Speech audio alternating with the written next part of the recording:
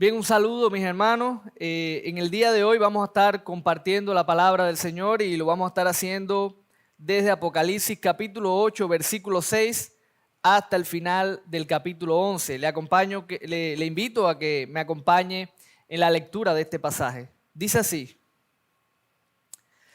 Y los 7 ángeles que tenían las 7 trompetas se dispusieron a tocarlas. El primer ángel tocó la trompeta y hubo granizo y fuego mezclados con sangre que fueron lanzados sobre la tierra, y la tercera parte de los árboles se quemó y se quemó toda la hierba verde. El segundo ángel tocó la trompeta y como una gran montaña ardiendo en fuego fue precipitada en el mar, y la tercera parte del mar se convirtió en sangre, y murió la tercera parte de los seres vivientes que estaban en el mar, y la tercera parte de las naves fue destruida. El tercer ángel tocó la trompeta y cayó del cielo una gran estrella ardiendo como una antorcha, y cayó sobre la tercera parte de los ríos y sobre las fuentes de las aguas. Y el nombre de la estrella es Ajenjo, y la tercera parte de las aguas se convirtió en ajenjo, y muchos hombres murieron a causa de esas aguas, porque se hicieron amargas. El cuarto ángel tocó la trompeta y fue herida la tercera parte del sol, y la tercera parte de la luna, y la tercera parte de las estrellas, para que se oscureciese la tercera parte de ellos y no hubiese luz en la tercera parte del día y asimismo de la noche. Y miré y oí a un ángel volar por en medio del cielo diciendo a gran voz: ¡Ay, ay, ay de los que moran en la tierra, a causa de los otros toques de trompeta que están para sonar los 3 ángeles! El quinto ángel tocó la trompeta y vi una estrella que cayó del cielo a la tierra, y se le dio la llave del pozo del abismo, y abrió el pozo del abismo y subió humo del pozo como humo de un gran horno, y se oscureció el sol y el aire por el humo del pozo. Y del humo salieron langostas sobre la tierra, y se les dio poder como tienen poder los escorpiones de la tierra. Y se les mandó que no dañasen a la hierba de la tierra, ni a cosa verde alguna, ni a ningún árbol, sino solamente a los hombres que no tuviesen el sello de Dios en sus frentes. Y les fue dado no que los matasen, sino que los atormentasen 5 meses, y su tormento era como tormento de escorpión cuando hiere al hombre. Y en aquellos días los hombres buscarán la muerte, pero no la hallarán, y ansiarán morir, pero la muerte huirá de ellos. El aspecto de las langostas era semejante a caballos preparados para la guerra. En las cabezas tenían como coronas de oro, sus caras eran como caras humanas, tenían cabello como cabello de mujer, sus dientes eran como de leones. Tenían corazas como corazas de hierro, el ruido de sus alas era como el estruendo de muchos carros de caballos corriendo a la batalla. Tenían colas como de escorpiones y también aguijones, y en sus colas tenían poder para dañar a los hombres durante 5 meses. Y tienen por rey sobre ellos al ángel del abismo, cuyo nombre en hebreo es Abadón y en griego Apolión. El primer ay pasó. He aquí vienen aún 2 ayes después de esto. El sexto ángel tocó la trompeta y oí una voz de entre los 4 cuernos del altar de oro que estaban delante de Dios, diciendo al sexto ángel que tenía la trompeta: desata a los 4 ángeles que están atados junto al gran río Éufrates. Y fueron desatados los 4 ángeles que estaban preparados para la hora, día, mes y año, a fin de matar a la tercera parte de los hombres. Y el número de los ejércitos de los jinetes era 200 millones. Yo oí su número.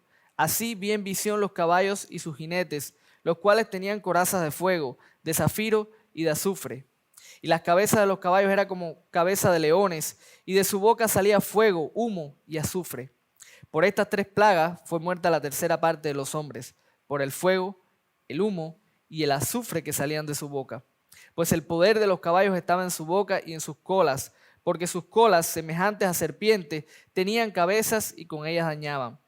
Y los otros hombres que no fueron muertos con estas plagas, ni aun así se arrepintieron de las obras de sus manos, ni dejaron de adorar a los demonios y a las imágenes de oro, de plata, de bronce, de piedra y de madera, las cuales no pueden ver, ni oír, ni andar. Y no se arrepintieron de sus homicidios, ni de sus hechicerías, ni de su fornicación, ni de sus hurtos.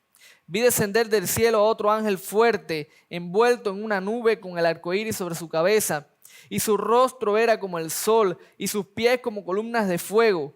Tenía en su mano un librito abierto, y puso su pie derecho sobre el mar y el izquierdo sobre la tierra. Y clamó a gran voz, como ruge un león. Y cuando hubo clamado, 7 truenos emitieron sus voces. Cuando los 7 truenos hubieron emitido sus voces, yo iba a escribir, Pero hay una voz del cielo que me decía, sella las cosas de los 7 truenos, que los 7 truenos han dicho, y no las escribas. Y el ángel que vi en pie sobre el mar y sobre la tierra levantó su mano al cielo y juró por el que vive por los siglos de los siglos, que creó el cielo y las cosas que están en él, y la tierra y las cosas que están en ella, y el mar y las cosas que están en él, que el tiempo no sería más, sino que en los días de la voz del séptimo ángel, cuando él comience a tocar la trompeta, el misterio de Dios se consumará, como él lo anunció a sus siervos los profetas. La voz que oí del cielo habló otra vez conmigo y dijo, ve y toma el librito que está abierto en la mano del ángel que está en pie sobre el mar y sobre la tierra. Y fui al ángel, diciéndole que me diese el librito. Y él me dijo, toma y cómelo, y te amargará el vientre, pero en tu boca será dulce como la miel. Entonces tomé el librito de la mano del ángel y lo comí, y era dulce en mi boca como la miel, pero cuando lo hube comido, amargó mi vientre. Y él me dijo, es necesario que profetices otra vez sobre muchos pueblos, naciones, lenguas y reyes. Entonces me fue dada una caña semejante a una vara de medir, y se me dijo, levántate y mide el templo de Dios y el altar y a los que adoran en él. Pero el patio que está fuera del templo déjalo aparte y no lo midas, porque ha sido entregado a los gentiles y ellos hollarán la ciudad santa 42 meses. Y daré a mis 2 testigos que profeticen por 1260 días vestidos de cilicio. Estos testigos son los 2 olivos y los 2 candeleros que están en pie delante del Dios de la tierra. Si alguno quiere dañarlos, sale fuego de la boca de ellos y devora a sus enemigos. Y si alguno quiere hacerles daño, debe morir él de la misma manera. Estos tienen poder para cerrar el cielo a fin de que no llueva en los días de su profecía, y tienen poder sobre las aguas para convertirlas en sangre y para herir la tierra con toda plaga cuantas veces quieran. Cuando hayan acabado su testimonio, la bestia que sube del abismo hará guerra contra ellos y los vencerá y los matará. Y sus cadáveres estarán en la plaza de la grande ciudad que en sentido espiritual se llama Sodoma y Egipto, donde también nuestro Señor fue crucificado. Y los de los pueblos, tribus, lenguas y naciones verán sus cadáveres por 3 días y medio y no permitirán que sean sepultados. Y los moradores de la tierra se regocijarán sobre ellos y se alegrarán y se enviarán regalos unos a otros, porque estos 2 profetas habían atormentado a los moradores de la tierra. Pero después de 3 días y medio entró en ellos el espíritu de vida enviado por Dios, y se levantaron sobre sus pies, y cayó gran temor sobre los que los vieron. Y oyeron una gran voz del cielo que les decía, subid acá. Y subieron al cielo en una nube, y sus enemigos los vieron. En aquella hora hubo un gran terremoto, y la 10ª parte de la ciudad se derrumbó, y por el terremoto murieron en número de 7,000 hombres, y los demás se aterrorizaron y dieron gloria al Dios del cielo. El segundo ay pasó, he aquí el tercer ay viene pronto. El 7º ángel tocó la trompeta, y hubo grandes voces en el cielo que decían, los reinos del mundo han venido a ser de nuestro Señor y de su Cristo, y Él reinará por los siglos de los siglos. Y los 24 ancianos que estaban sentados delante de Dios en sus tronos se postraron sobre sus rostros y adoraron a Dios, diciendo, te damos gracias, Señor, Dios Todopoderoso, el que eres, el que eras y que ha de venir, porque has tomado tu gran poder y has reinado. Y se airaron las naciones, y tu ira ha venido, y el tiempo de juzgar a los muertos, y de dar el galardón a tus siervos los profetas, a los santos, y a los que temen tu nombre, a los pequeños y a los grandes, y de destruir a los que destruyen la tierra. Y el templo de Dios fue abierto en el cielo, y el arca de su pacto se veía en el templo, y hubo relámpagos, voces, truenos, un terremoto y grande granizo. Oramos. Padre, gracias por tu palabra. Te rogamos nos asistas. Te rogamos que tu Espíritu nos ayude a entenderla, pero más que todas las cosas, a obedecerla, Señor. En el nombre de Jesús. Amén.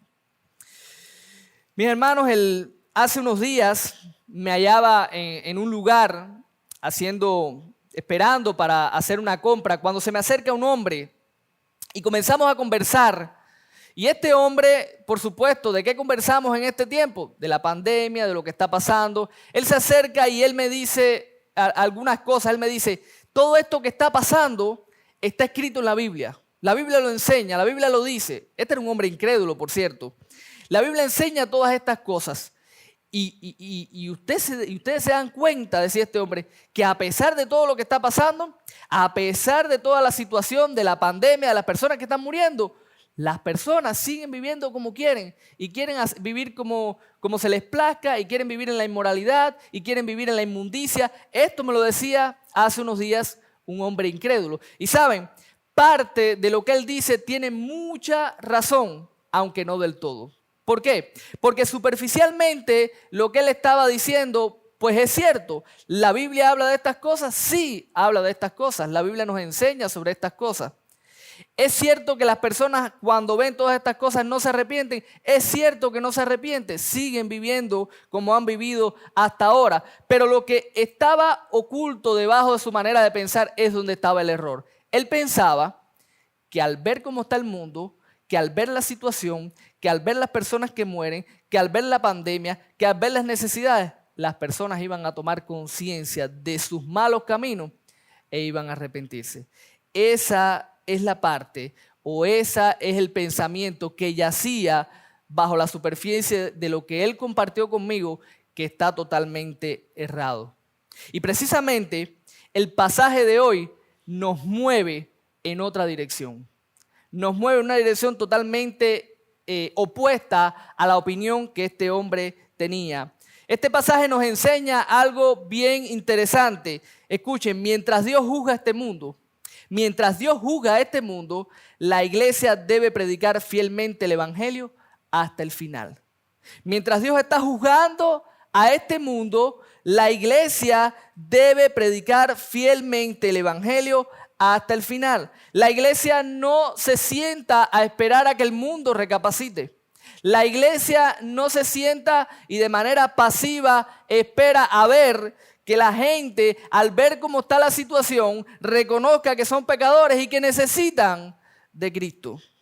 Ahora, la pregunta es, ¿por qué decimos que mientras Dios juzga este mundo, la iglesia debe predicar fielmente el evangelio hasta el final? Bueno, el pasaje de hoy nos da dos poderosas razones para pensar de esta manera. Y la primera de estas razones es la siguiente: porque a pesar del juicio de Dios, los hombres no se arrepienten. A pesar del juicio de Dios, los hombres no se arrepienten. Y me refiero a hombres en el sentido de la humanidad, de los seres humanos en sentido general. El pasaje comienza con 7 ángeles que están dispuestos para tocar sus respectivas 7 trompetas. Estos ángeles son los encargados de ejecutar los juicios de Dios en respuesta a las oraciones de los santos que están clamando y que están pidiendo que se haga justicia. Y algo importante que debemos recalcar antes de seguir, y es muy importante que lo tengamos en cuenta, es que estas trompetas, estas 7 trompetas no nos hablan de juicios diferentes a los que veíamos la semana pasada. La semana pasada hablábamos de qué cosa, de 7 sellos que van siendo desatados. ¿Y esos sellos qué contienen? Los juicios de Dios a este mundo. Y alguno puede leer y decir, bueno, en el orden de los eventos de lo que Dios va a hacer, primero van a haber 7 sellos con 7 juicios, después van a haber 7 trompetas. No, lo que está pasando aquí es que lo que Juan está viendo es los mismos eventos, los mismos juicios de Dios, pero narrados desde otro punto de vista. Y eso es importante que desde ya nosotros lo tengamos claro. Juan no está viendo cosas diferentes. Juan no está viendo que primero viene esto, después vienen las trompetas. No. A Juan se le está revelando, se le está mostrando cómo Dios juzga este mundo, pero lo está viendo desde diferentes puntos de vista. ¿Por qué? Porque Dios nos está mostrando diferentes énfasis en estos juicios. La semana pasada veíamos que en medio de estos juicios, ¿quiénes son guardados? ¿Quiénes son protegidos? El pueblo de Dios. Pero en esta porción, Dios quiere mostrarnos a través de esta revelación otro aspecto importante en medio de este juicio. Y no tanto quiénes son guardados, sino qué hace la iglesia en medio de ese juicio. Así que Juan está viendo cómo el mundo está siendo juzgado, y algo interesante en estos juicios, aunque no inusual. ¿Por qué no inusual? Porque como decíamos, como hemos estado recalcando hasta el momento, Apocalipsis hace mucha referencia a pasajes del Antiguo Testamento, a hechos del Antiguo Testamento. Y algo interesante que vemos es cómo estos juicios que están siendo narrados sobre todo en la primera parte de este capítulo, este final del capítulo 8, ahí esa última parte ahí de ese capítulo, es la similitud que tienen con los juicios que Dios ejecutó y que vemos en el Antiguo Testamento contra el pueblo que oprimía al pueblo de Dios, contra aquella nación que estuvo oprimiendo al pueblo de Dios, el pueblo egipcio. Ustedes recordarán que por muchos años los egipcios oprimieron al pueblo de Dios. Y uno se pregunta, ¿por qué la comparación? ¿Por qué vemos esta similitud entre fuego que cae, mar que se convierte en sangre, fuego y granizo mezclados con sangre? Bueno, pensemos un poquito. ¿Qué ocurrió en aquel entonces? Israel, como pueblo de Dios, estaba oprimido en Egipto, ¿verdad? Estaba siendo oprimida por aquella nación durante mucho tiempo. Ellos clamaron a Dios porque tuviera misericordia de ellos. Dios ejecutó o envió una serie de juicios contra los egipcios que culminaron ¿dónde? Cuando ya definitivamente Dios juzgó a los egipcios, exterminó al ejército egipcio y el pueblo de Dios Israel fue liberado para que pudieran ir a adorar. Piensa por un momento en los destinatarios primarios del libro de Apocalipsis. ¿Dónde estaban ellos? Estaban sufriendo por manos de los enemigos de Dios, por manos de naciones paganas que lo estaban oprimiendo, que estaban persiguiendo a los creyentes. Y cuando el Señor nos mueve a pensar en Egipto, nos está invitando a mirar aquello como una especie de modelo, de patrón de lo que es precisamente la historia o lo que es la historia a través de los tiempos y cómo Dios va a obrar para traer liberación precisamente a su pueblo. Pensemos en nosotros hoy. Pensemos en la iglesia hoy. La iglesia está en medio de un mundo que aborrece a Cristo, en medio de un mundo que persigue a la iglesia, en medio de un mundo que es hostil a la iglesia. Y Dios está juzgando a este mundo. Dios lo está juzgando y finalmente ese juicio acabará. Finalmente Dios va a traer un juicio definitivo para que su pueblo pueda tener libertad plena y que el pueblo de Dios pueda estar precisamente con su Dios. Esa es la razón de esta comparación, llevarnos a ver cómo Dios está obrando conforme a su manera de obrar a través de la historia.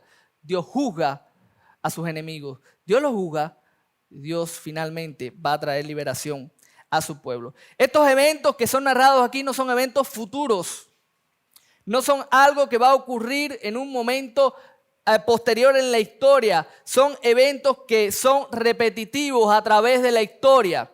¿Qué estamos diciendo con esto? Que lo que Juan está viendo es algo que ha estado siendo manifestado, que ha estado pasando durante toda la historia, durante toda la era de la iglesia de manera repetitiva. Y usted preguntará, ¿pero cómo es esto, pastor? ¿Usted quiere decir que ya nosotros estamos pasando por esto? ¿Que ya hay una bola de fuego que cayó hacia el mar? ¿Que los mares se convirtieron? Yo no he visto nada de eso.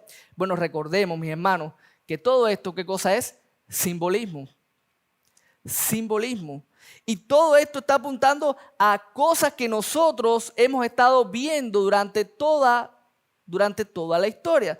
Todo este simbolismo nos lleva a pensar en desastres naturales, en hambrunas, nos lleva a pensar en crisis económicas, nos lleva a pensar en juicios que son llevados a cabo por seres espirituales de maldad. Cuando vamos a partir del capítulo 9, si vemos los primeros juicios, tienen mucho que ver con juicios al orden natural, a la naturaleza, y todo eso nos habla precisamente de las escaseces, de las hambrunas y demás que padece el mundo, cosas que no son nuevas.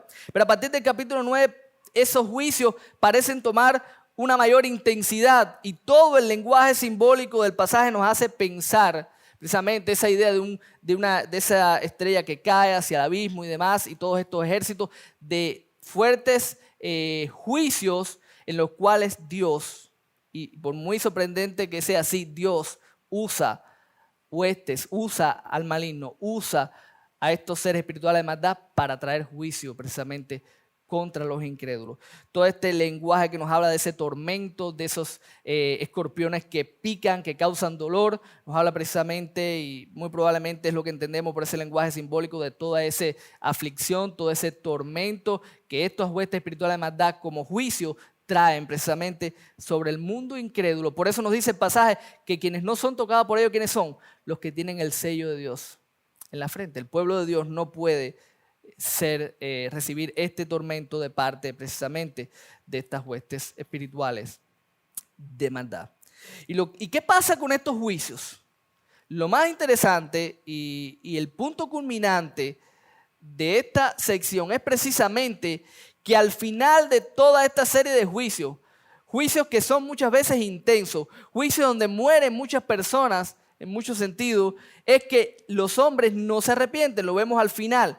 Y los hombres, a partir del versículo 20 del capítulo 9, y los hombres que no fueron muertos con estas plagas, escucha esta expresión, ni aún así se arrepintieron de las obras de sus manos, ni dejaron de adorar a los demonios y a las imágenes de oro, de plata, de bronce, de piedra y de madera, las cuales no pueden ver, ni oír, ni hablar. Y no se arrepintieron de sus homicidios, ni de sus hechicerías, ni de su fornicación, ni de sus hurtos. Hermanos, años tras años nosotros somos testigos de los juicios de Dios a este mundo. Nada de esto es nuevo. Hoy nosotros nos asombramos con esta pandemia, vemos toda esta situación, oímos las noticias y escuchamos, mueren tantas personas, han muerto tantas personas por aquí, tantas personas por allá, no hay lugar donde enterrar todas las personas que están muriendo. Tengo unos seres queridos en España y me contaban que tuvieron que habilitar pistas de patinaje para congelar a los cuerpos porque no hay siquiera espacio, y todas estas cosas uno las ve y dice, wow, esto es terrible. Pero estudiemos, miremos un poquito la historia y nos vamos a dar cuenta que nada de esto es nuevo. Esta no es la primera pandemia que enfrenta este mundo. Este mundo ha enfrentado innumerables pandemias, algunas han sido incluso más letales. Este mundo ha enfrentado hambrunas, este mundo ha enfrentado crisis económicas terribles. Este mundo ha enfrentado todo este tipo de juicios que se han estado dando durante toda la historia. Y si una cosa podemos decir con toda certeza, que ninguno de ellos ha llevado a los hombres a los pies de Cristo. Pueden llevar a los hombres como este señor a decir, mira cómo está el mundo y la gente sigue haciendo lo que quiere. Pero curiosamente, aquel hombre que hablaba conmigo es parte de ese mundo que también vive como quiere. Es parte de ese mundo que también vive en la inmoralidad. Es parte de ese mundo que tampoco ama a Cristo.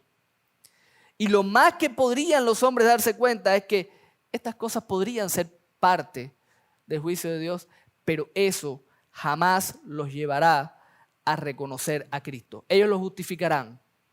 Ellos hallarán excusas, ellos hallarán respuestas, ellos hallarán razones para todo lo que pasa, pero nunca querrán incluir a un Dios justo en la ecuación.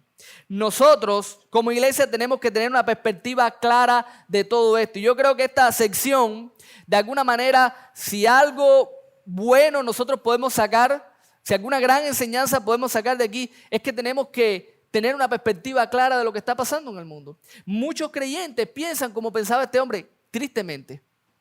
Muchos creyentes piensan que la gente va a recapacitar por sí sola. Muchas personas piensan que porque una persona esté enfrentando o esté padeciendo bajo el juicio de Dios, van a reconocer su pecado, se van a arrepentir, van a reconocer que Cristo es el Señor, y eso es totalmente errado. Como iglesia, nuestra manera de pensar, nuestra perspectiva tiene que cambiar. Nosotros no podemos seguir viendo los acontecimientos que están pasando y ser como la gente de la calle. ¿Qué estará pasando? Y asombrarnos con lo que está pasando. No, nosotros sabemos qué es lo que está pasando. Dios está juzgando este mundo. Pero tenemos que tener claro, eso no va a llevar a nadie jamás al arrepentimiento. El mundo no se va a arrepentir por padecer este juicio, por muy terrible que sea. Por muy terrible que sea. Y eso es precisamente una realidad. Mientras Dios juzga este mundo, la iglesia debe predicar fielmente el evangelio, y decíamos, porque a pesar del juicio de Dios, los hombres no se arrepienten. Yo creo que es una buena razón para nosotros como iglesia pensar precisamente en este llamado que tenemos a predicar fielmente el evangelio. Pero no es la única razón que nos da este pasaje. Este pasaje nos enseña algo más. Nos enseña además que como segunda razón, porque solo el evangelio produce verdadero arrepentimiento. En primer lugar, ¿por qué? Porque los juicios de Dios, a pesar de los juicios de Dios, los hombres no se arrepienten. Esa es la primera razón. Pero en segundo lugar, esta porción nos enseña también porque el evangelio, solo el evangelio, produce verdadero arrepentimiento. Y a partir del capítulo 10, nosotros vemos un paréntesis casi hasta el final de la porción. Un paréntesis similar al que veíamos en los sellos. Antes del sexto sello y el séptimo sello veíamos un paréntesis. Aquí tenemos también entre la sexta trompeta y la última trompeta un paréntesis. ¿Para qué es este paréntesis?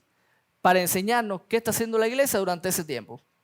Para mostrarnos dónde está la iglesia mientras todo esto está pasando. ¿Y qué es lo que nos enseña? Precisamente que mientras Dios está jugando este mundo, la iglesia está predicando el evangelio.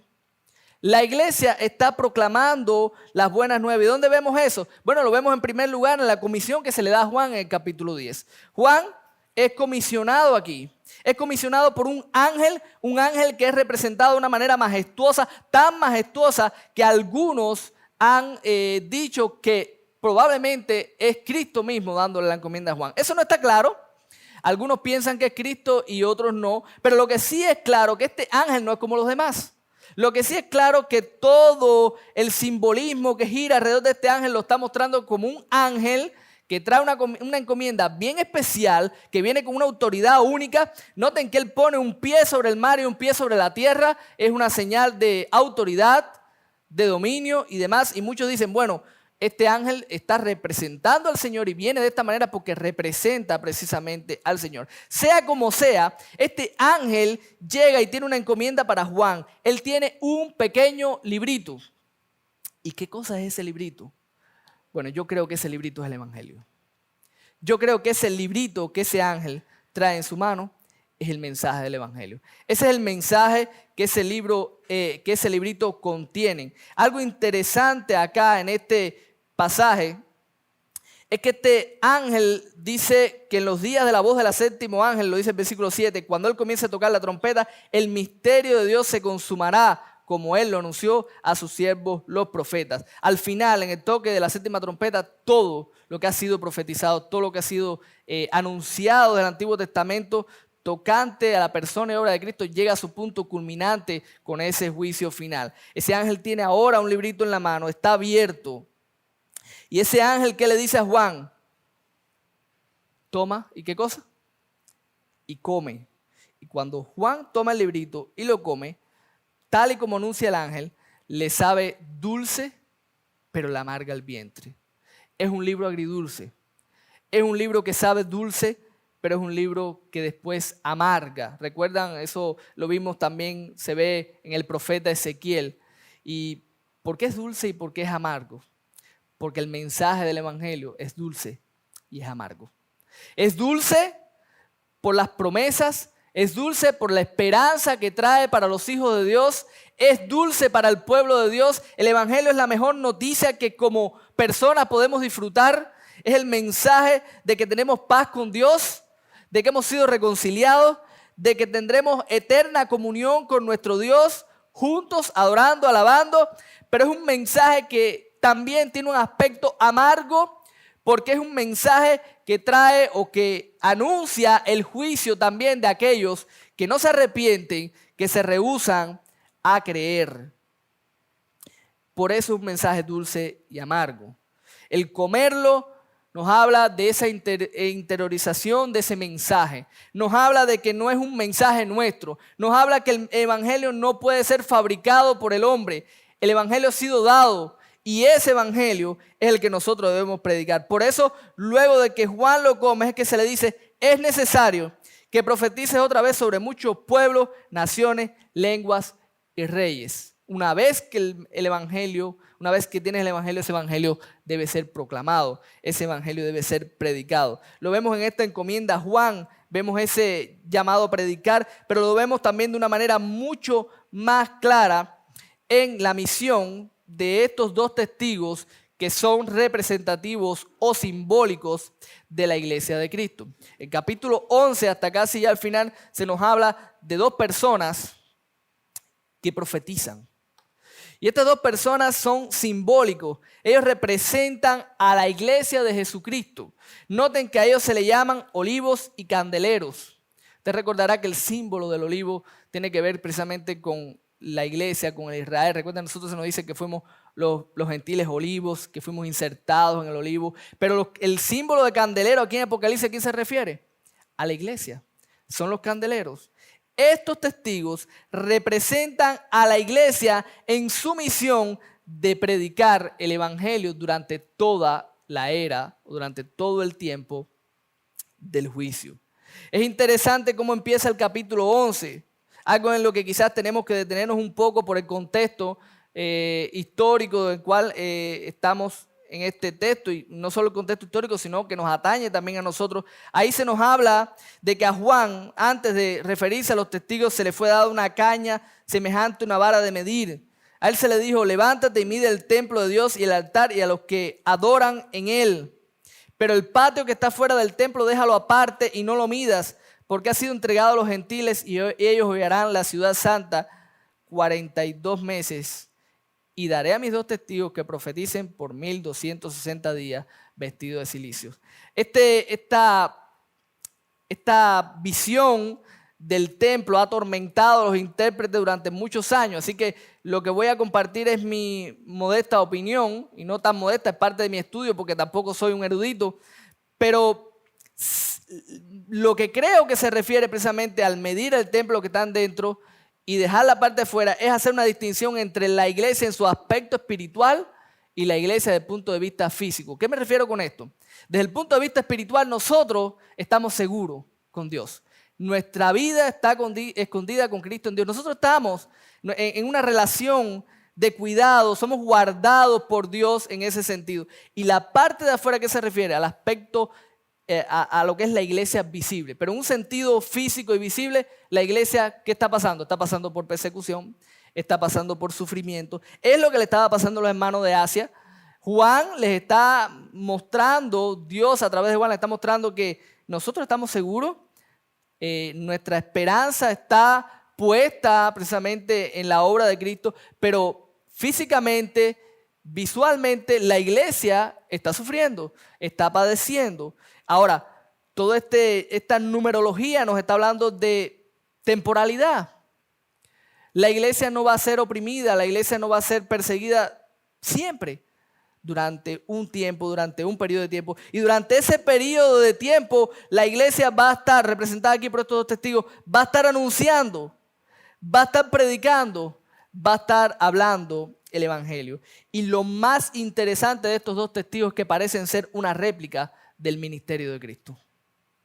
Cuando lees a estos 2 testigos, a estos candeleros que están delante de Dios, ellos están profetizando, ellos están haciendo señales delante del mundo.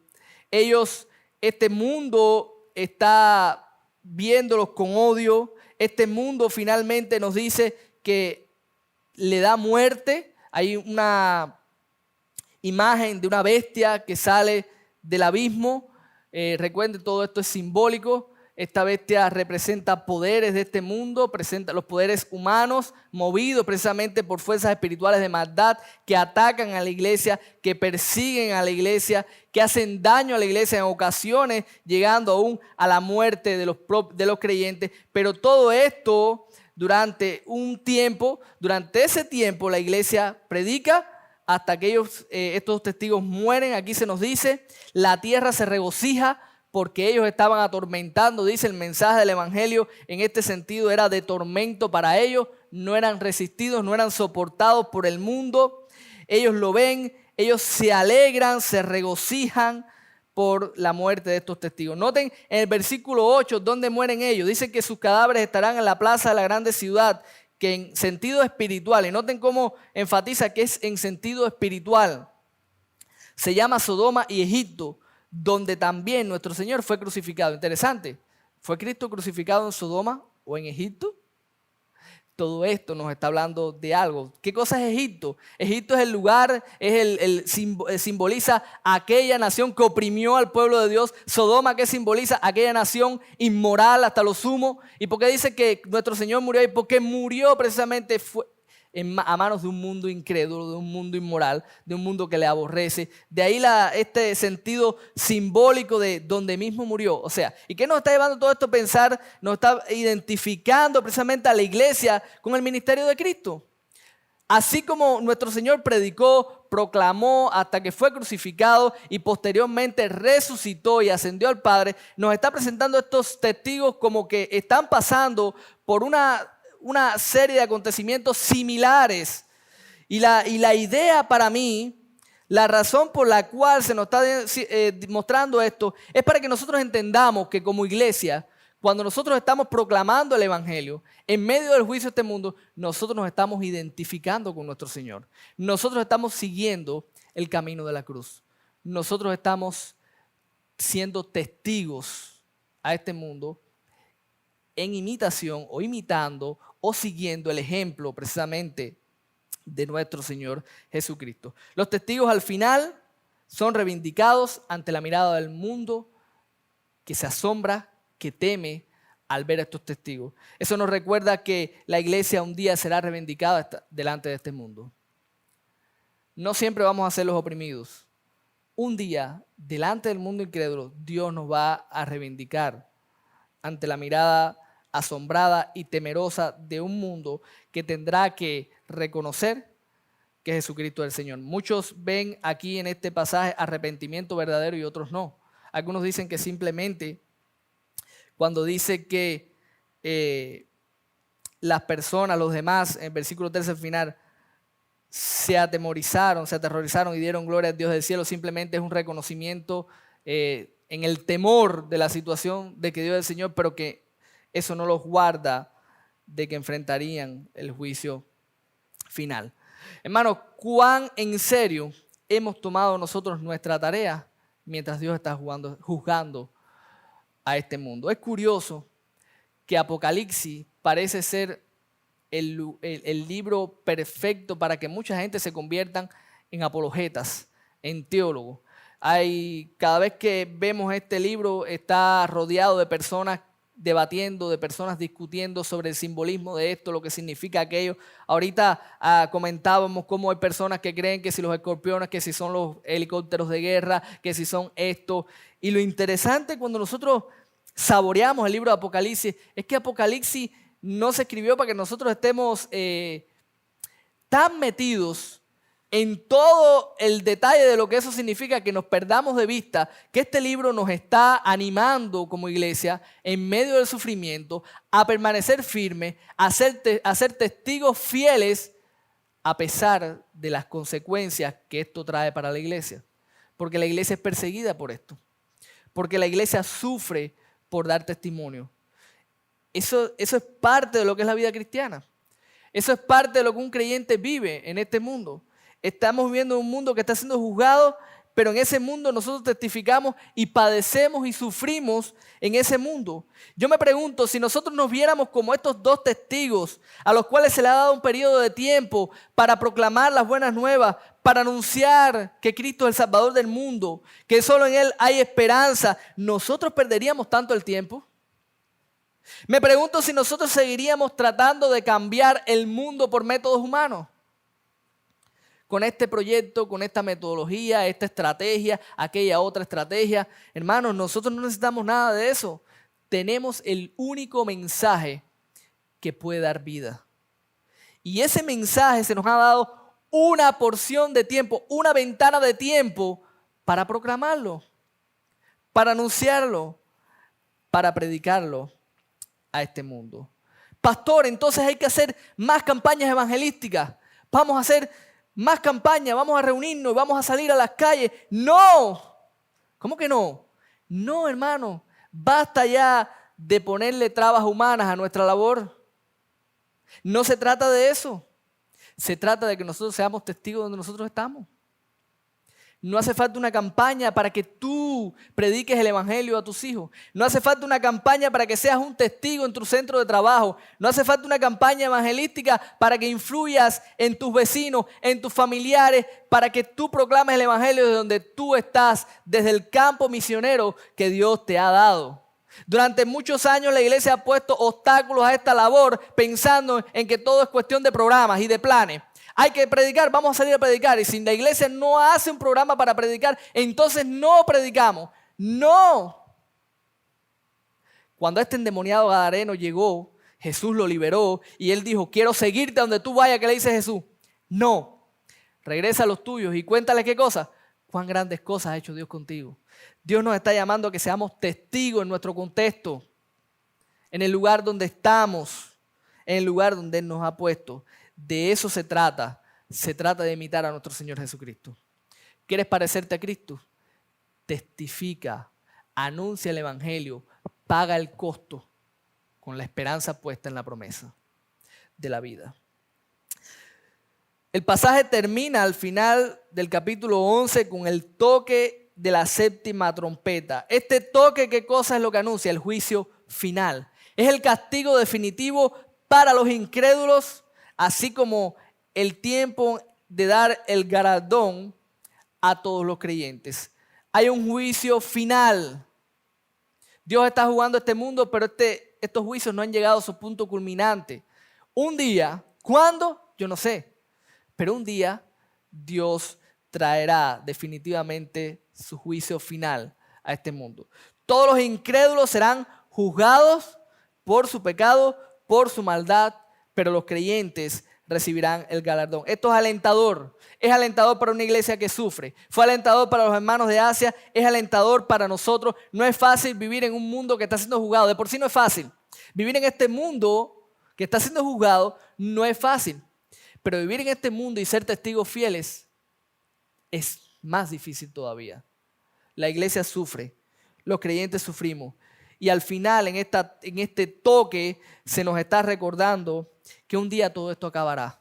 Que un día nosotros estaremos por los siglos de los siglos con el Señor. El versículo 9 nos dice que el templo de Dios fue abierto en el cielo y el arca de su pacto se veía en el templo y hubo relámpagos, voces, truenos, un terremoto y grande granizo. Así culmina la historia humana. Dios juzgando al mundo, los santos por los siglos de los siglos, adorando y alabando a Dios. Mis hermanos, nuestra esperanza debe estar allí. Por eso dice la Escritura que Cristo no menospreció lo oprobio, nos dice el libro de Hebreos. Y nos llama a nosotros seguir las pisadas de Cristo, mirar a Cristo, a aquel que menospreció lo propio porque tenía la vista fija. Nosotros tenemos que tener la mirada fija, esa es nuestra esperanza. El hoy puede ser duro, pero el mañana es esperanzador. Pero la gran pregunta es, ¿y hasta entonces? ¿Y hasta que ese momento llegue? Y mientras estamos en este mundo y este mundo está siendo juzgado, el pasaje de hoy ha respondido. Mientras Dios juzga este mundo, la iglesia debe predicar fielmente el Evangelio hasta el final. Que el Señor nos ayude. Quisiera orar para terminar en esta mañana. Padre, una vez te damos gracias porque a pesar de que estamos en el mundo, un mundo que está siendo juzgado, no somos del mundo.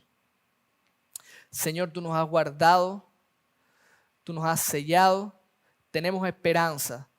Sabemos que en este mundo padecemos aflicción, sufrimientos, pero tú nos estás llamando a que durante el tiempo que estemos en este mundo seamos testigos fieles, que proclamemos que solo en Cristo hay salvación.